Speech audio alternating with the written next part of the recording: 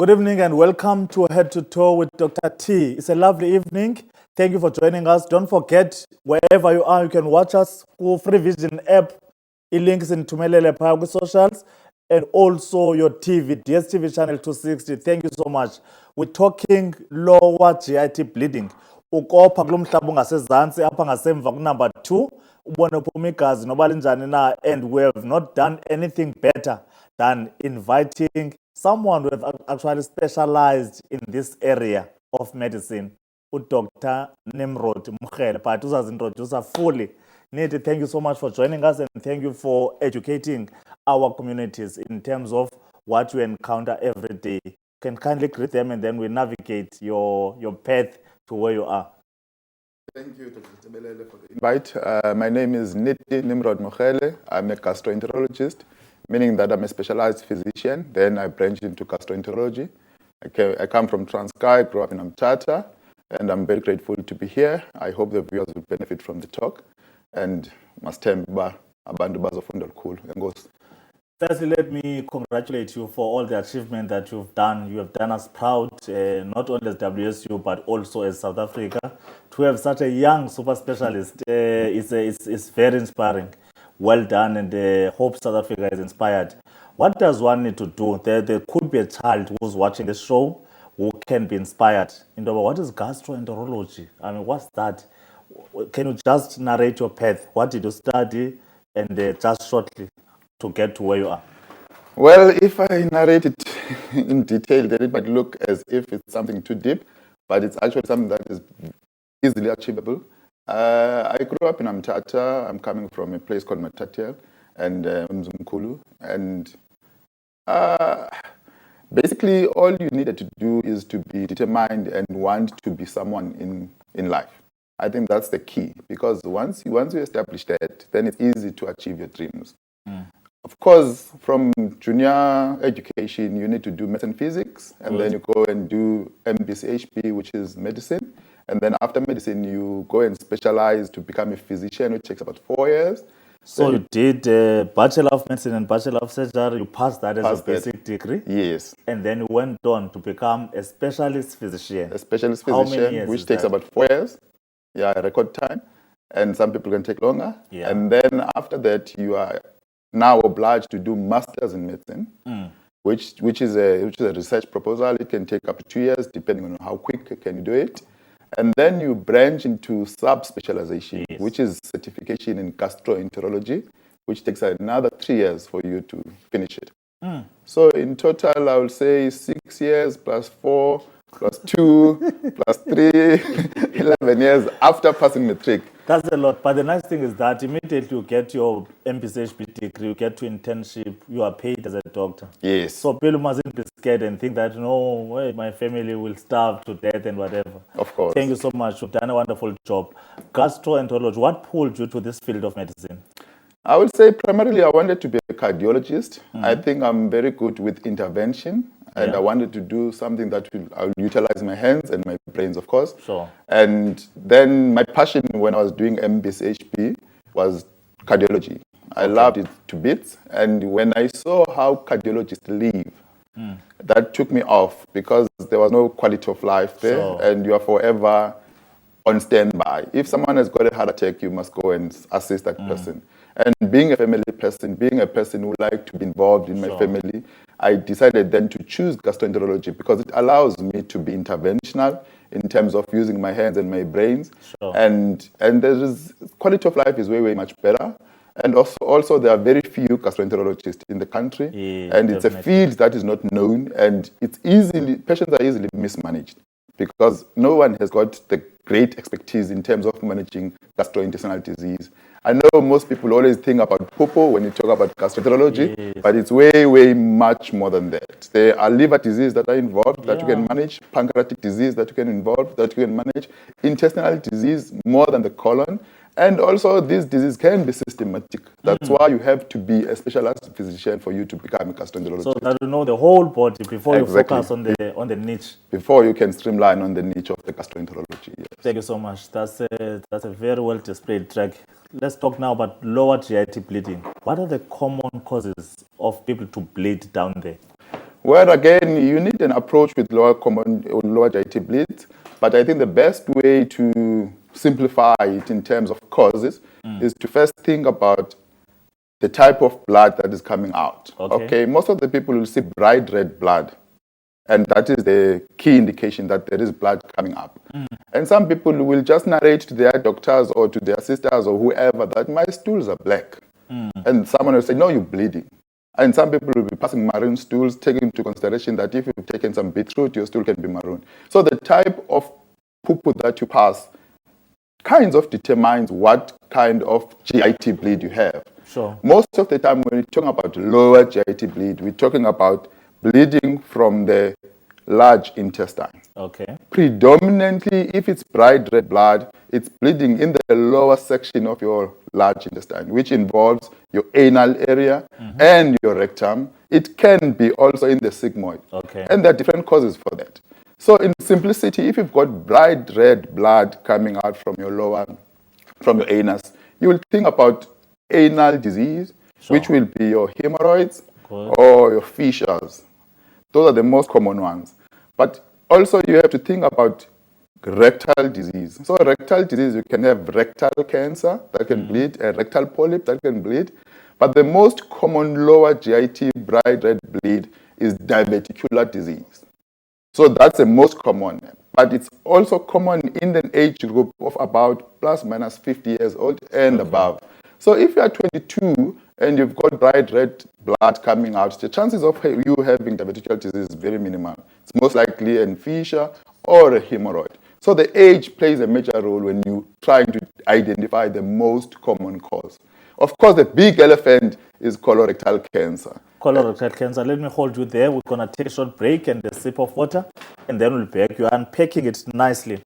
Mbukeli wethu, ugqirha wethu, Dr. Nimrod Mokhele, oyi-gastroenterologist, ngugqirha wamathumbu nesisu, yonke le ndawo ihambe ukutya ophuma ekugqibeleni. Namhlanje sijonge ukopha. Xa uthi xa ukhupha ilindle ufumanisa uba kukho igazi, uthi ke yona ndlela abasebenzayo kujonga uba eli gazi ngaba libomvu nakrwe, libonakala uba lifresh, lisuka ezantsi nyhani, okanye ngabe ngathi li-brownish, limdaka, thetha ukuthi lidigestiwe, so lisuka kude noko ngentla. Then zonke ezo nto zizawubangela into yoba ukwazi ubona into yoba ingaba kopha kwi-anus, ingaba kopha kwi-rectum, okanye ingaba kopha kwelaa thumbu lugqibele ngathi livili lingu-S. Then iyancedisa loo nto, uyazibala ke into ezixhaphakileyo, but uthi age iyancedisa. Ngoye usiba mdala, especially around 50, bayayazi uba zeziphi into ezixhaphakileyo kulaa age. Hlala nathi, siyabuya umzuzwana.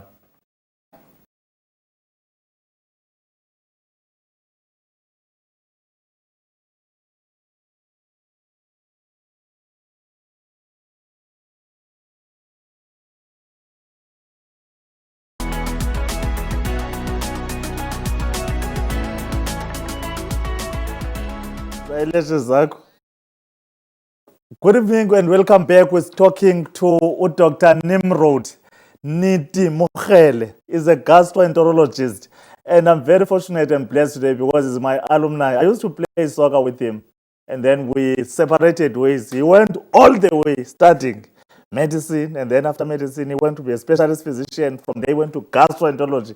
So he knows your gastrointestinal system. Usukela ukugenya kwakho ukutya ukuhla ayophuma nako ekugqibeleni zonke izifo ezichaphazela lo system, isibindi, ipancreas, amathumbu, isisu, yonke uyotshona kwi-rectum ne-anus. But namhlanje sithetha ngokopha apha emazantsi kule nto sithi yi-lower GIT bleeding. Start. Over to you. All right, thanks. Welcome back. Yeah, so I think we were talking about common causes. Yeah, so we mentioned bright red blood. And it's very important when you think about bright red blood is that if the disease is in the anus, so that can be caused by lendoctors piles. Yeah. Ufumanisa uba umuntu mhlawumbi unento ezingathi zi-veins ezithosha sezivelayo apha ngasemva. And they're mostly associated with the constipation, but some patients do develop it. And we don't really know why do you develop piles, in as much as they're much associated with the constipation. And usually, if piles bleed, they're provoked. So it's a provoked bleeding. You rarely bleed from piles without going to the toilet. Okay. You need to go to the toilet, bruise the hemorrhoid, and then you bleed. Okay. and that will give you a bright red blood. And most of the time, they are not really painful, but they are associated with discomfort. Sure. Because you are scared of the blood that is going to come out, as you know, that every time you go to the toilet, and also the bruising of the piles don't really cause pain, just discomfort. But the second cause is the fissure, where you've got a tear there. And the tear is usually also associated with constipation. But the difference between a tear and a hemorrhoid is that when you've got a tear, the passing of the feces through okanye ukuphuma kwe-toilet apha kulo mngxunya lo uphuma kuyo kuba buhlungu and loo nto iyaqhekeka, yes, iyastretcheka, yeah. And loo nto yenza into yoba ungafuni toilet, and that's the main problem, because once ungafuni toilet, amathumbu adesignwe ukutsala amanzi from the feces. So the more you postpone your toilet, the more toilet iqina, the more stretch kakhulu ke ngoku, and it causes very pain. So that's how you can differentiate. But remember also that hemorrhoid can be external, which you can see outside, or internal. Unfortunately, the internal one you cannot see. So the doctor only can tell you that you've got a hemorrhoid by doing a digital rectal examination, using a finger to feel there. But with the fissure, that is the tear, you will never allow your doctor to do that examination because it's so painful. And that's the other way. And sometimes with inspection of your anus, you can actually see the tear and make a diagnosis. Yes. Right. Then the other causes that can cause bright red bleeding is trauma. Okay, so we see people being molested, especially in the younger age, especially in males, and men sleeping with men, you know, all those can predispose you to business, anal sex business, yes, can lead to you having a fissure there or a tear, and then that can lead to lower rectal bleeding. Of course, there are people also, as females, that engage in this thing, so you don't expect it to be common in males. But the most serious bright red bleed that will come there is anal cancer. It's a phenomenon that is well established, and most people leave it because they think zip piles up until it's too late. When you go to the doctor, you actually being diagnosed with anal cancer. So it's not something that you should leave it and say, no, it's okay. You need to consult. But those are the causes of bright red bleeding. Awesome. Yeah. Enye into ebalulekileyo that you must consider when you're talking about bright red bleeding is that ithini i-status se-patient okanye wena uziva njani as umuntu opha igazi. Uba uthi xa usopha igazi, uthi xa uphakama uzive weak, uphelelwe ngamandla. That is also a very serious manifestation of the extent and the severity of the bleed. And sometimes we see people bleeding from the top, but because the amount of blood coming from the top, when I say the top, it means in the esophagus or in the stomach, you've got ulcers or you've got varices. And the bleeding vessel there is like pouring blood. So you will see blood coming out lower down. But the difference with that, that's how, in that kind of bright red bleeding, is that from the top, it pouring. Uzoba symptoms of uphelelwe ngamandla, ube dizzy, and then okwesibini, it's usually an unprovoked bleeding. So awuzukopha only xa usiya toilet. Njengakwi-piles. Njengakwi-piles okanye kwi-fissure okanye kwi-trauma or whatever, okanye kwi-anal cancer. Izawuvese ziphumele nje blood, and then you're just thinking, no, kutheni ngoku am I menstruating as a female? Uba uyi-male, there's something wrong. And then once you get dizzy, there and there you need to go to ER. Because chances are bleeding. Then don't risk factors are going to bleed from the upper gastrointestinal tract, but iphume bright red appearance. People that are having chronic liver disease, and people that are abusing alcohol, and people that are using a lot of these drugs, CTZ, non-steroidal anti-inflammatory drugs. The common one is your grandpa, your Comprals, and then you can use Mybulen, Nurofen, Norflex, Mypate, Brufen, Diclofenac. All those medications can cause severe peptic ulcer disease that can cause bright red bleeding, which might lead to seeing bright red blood. Sure. All right. So to differentiate whether this blood is coming from the lower GIT or upper GIT, the symptoms and unprovokedness. Okay. All right. And then let's go to the second phase of other causes of lower GIT bleeding. It can be bright red, sometimes associated with feces. And these ones are usually associated with feces, and you might have diarrhea. And we call this dysentery in medical Okay, terms. sure. Yeah. So when you've got blood coming out with amateketeke or mucoid stools, and you are frequent to the toilet, then there are other causes that you must consider. One will be diverticulitis. Okay. Diverticulitis is when you've got pouches in your colon and they get inflamed and then they start bleeding. Sure. The second cause will be your infectious causes. Like, for instance, if you've got Campylobacter, E. coli, all the bacteria that can infect your colon can lead to you having dysentery, and that is always associated with mucoid, softish stool kind of diarrhea, and we call that dysentery. And then the other big group are patients with inflammatory bowel disease. Inflammatory bowel disease is different from irritable bowel syndrome. So inflammatory bowel disease is when you've got chronic inflammation of your gut. And there are two big categories of conditions that can cause that. Yeah. Is ulcerative colitis or Crohn's disease. Ulcerative colitis predominantly affects your colon. Okay. All right? And it's always predominantly associated with this bright red bleeding, diarrhea associated. While Crohn's can affect any part of your gut. Throughout the GIT. Throughout the GIT. Okay. So from the mouth up to the anus, Crohn's can affect any section there. And it's this diarrhea, but with pain. You will have severe lower abdominal pain. Of course, these are the diagnoses that will be made by a doctor. You cannot make them yourselves. But the difference now is we're talking about the second category. This category is diarrhea with blood. Okay. The first category was bright red blood. Yeah. Now we've got diarrhea with blood. blood. We mentioned diverticulitis.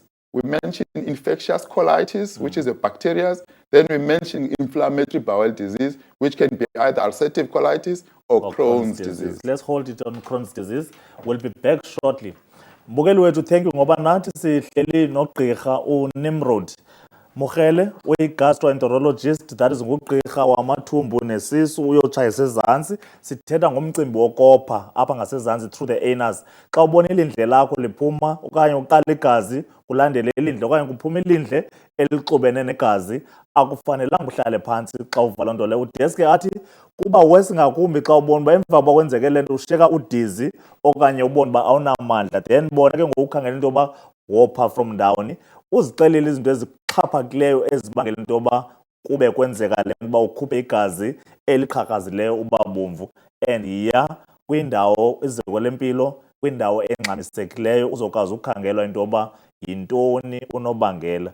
Thethile nge-piles, i-hemorrhoids, thethile ngemhlaza we-anus, thethile ngokwabelana ngesondo sekenzi i-anus, ukuqhekeka kwe-anus, le nto sithi zii-anal fissures, ezinye izinto ezixhaphakileyo neziphambili ezinobangela uba ubone igazi liphuma, then unyuka nawo amathumbu kakuhle, uchaza indawo nganye, i-diverticulitis, i-Crohn's disease, zonke ezo zinto ziyacalucalulwa, netoilet ende ibe namatheketheke, kubekho nokuhambisa, ihamba nezifo ezithile ngokoluhlu hamba nalo. Siyakucela ke xa usopha apha ngasemva soyihlalela phantsi loo nto leyo, kusenokwenzeka ukuba ithetha ikhensa. Sabuya ngoku.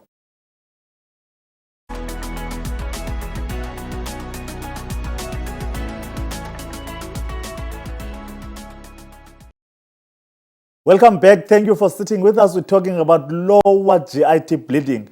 Ukopha through the anus. Usenophuma igazi elifresh okanye usenophuma igazi libonakala uba kudala lidigestiwe, then loo nto inosixelela into yoba inoba lisuka phi. Usenokuthoiletha amatheketheke negazi through the eyes and ears of Dr. Nimrod Mugele, who is our gastroenterologist, that is a super specialist physician. Uhleli emathunjini, stomach, nazo zonke izinto ezingqonge loo nto leyo.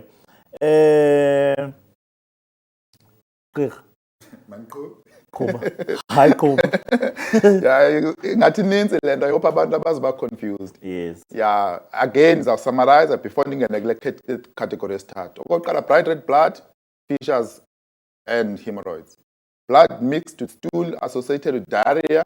You're talking about infections, bacteria, you're talking about diverticulitis, you're talking about inflammatory bowel disease. Those are the three big categories. And then there's a third category, which is a silent killer. Is when you're talking about colorectal cancer. All right. And when we're saying colorectal cancer, we're saying cancer in the rectum and upper in the colon. Sure. The problem with colorectal cancer is that it doesn't have symptoms as it develops. You only get symptoms when it has been established. So waiting for its symptoms okanye iimpawu zayo is a fatal exercise. Because by the time uthi ndineempawu ngoku ze-colon cancer, then you already have Kube seyihambile. and seyihambile. Maybe that's why first world countries are doing colonoscopy from everyone age 50 and above. Are we far from that in South Africa? We are very far. Okay, we are very far. Just before we get there, of course, there is screening that we can talk about, but the symptoms that will make you be concerned about colorectal cancer is, one, when you've got unprovoked or unexplained weight loss. Sure. So you lose weight, but awuzazi uba kutheni lose weight. Then this is associated with altered bowel habits, meaning that you uba diarrhea, uphinde uqineke, uphinde ube diarrhea, and then you have constipation. And this then can be associated with rectal bleeding, depending on where the cancer is. If the cancer is in the rectum, then you can have bright red blood with these symptoms.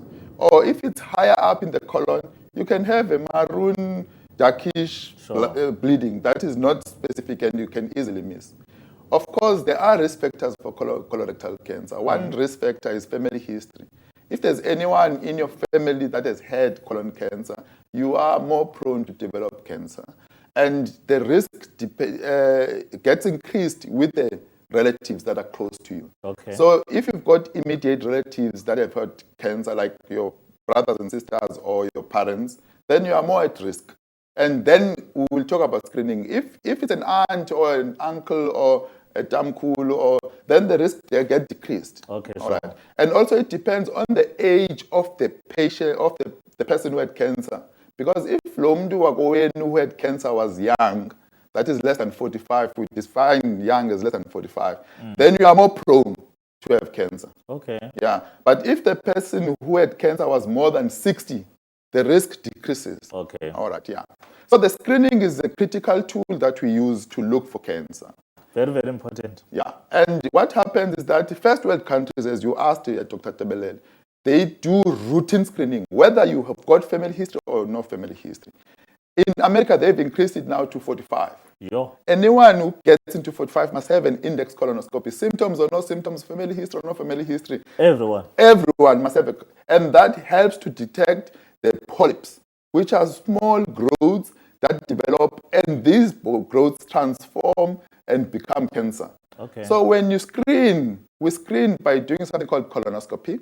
So a colonoscopy is a camera that we introduce through your anus, and we look at the lining of your large intestine, which is the colon or tumbul. And the purpose is to detect these polyps early, remove them without you having an operation. You remove them during the colonoscopy. And that stops the transformation of that polyp to become cancer. And you can literally eradicate cancer. Because if you stop that transformation, then the risk of you having cancer gets low. But if you stay at home and you live in a bliss and you say, no, I want to have cancer, I don't have any family history, maybe I'll go when I'm 55. Then cancer can advance. Cancer can advance, and then by the time you go there, you already have a big lesion that cannot be removed endoscopically. Now we can only take samples and send you to a surgeon to have an operation. So the critical issue here is screening. And the screening, our guidelines, we're using nice guidelines, age 50, but the Americans have decreased it to 45. Get screened whether you've got or not. And then also, if you've got rectal bleeding and you are 45, even if the symptoms are clear that you've got a fissure or you've got a hemorrhoid, you go for it. It's always important to exclude what might happen there. Because you can have other causes of rectal bleeding and cancer. Something else, yeah. So that's why it's very critical that you must go in, have a colonoscopy. It's very easy to do a colonoscopy. Okay, it's not so easy, but it's very easy. It's very easy for me. But basically, we give you medication that you drink and it cleans you. That is the most difficult part, because when you drink the medication, we call it PrEP. We mix it with water. It cleans your colon. You've got bad diarrhea day before, you come and then you do the procedure. It's a day procedure, and then you go home. It's all done. Of course, this comes with a cost, okay? They are not as cheap. People with medical aids are easily done. But even in the public sector, I mean, I do sessional work in Livingston. There are a group of doctors there. Colonoscopies are done every day. That's Booking awesome. for a screening colonoscopy, it's worthwhile, even if you don't have symptoms. If you don't have money, you don't have to say, I cannot afford it. It's important that you must go and look for it. Since you say it's mostly the first world countries, in South Africa, what are you doing? What can we do now? What should we tell people in terms of screening? Since not everyone can be subjected to colonoscopy, hopefully we shall get there one day, maybe through NHI. Yeah, so there are other modalities of screening. All right, we can do a fecal immunohistochemistry test called FIT test. Sure. It's basically we take a sample of your toilet and then we send it for analysis. And then that helps us to detect if there is bleeding or no bleeding. If it is positive, then you are subjected to have colonoscopy. Okay. But it can help as a screening tool, especially for patients without any rectal bleeding. But for patients with rectal bleeding, doing a FIT test is a waste of time. You need to go for a colonoscopy. If you cannot afford colonoscopy in a private sector, then it's worthwhile to go to a public sector and wait, even if the appointment takes about far away. Yeah, it's far away.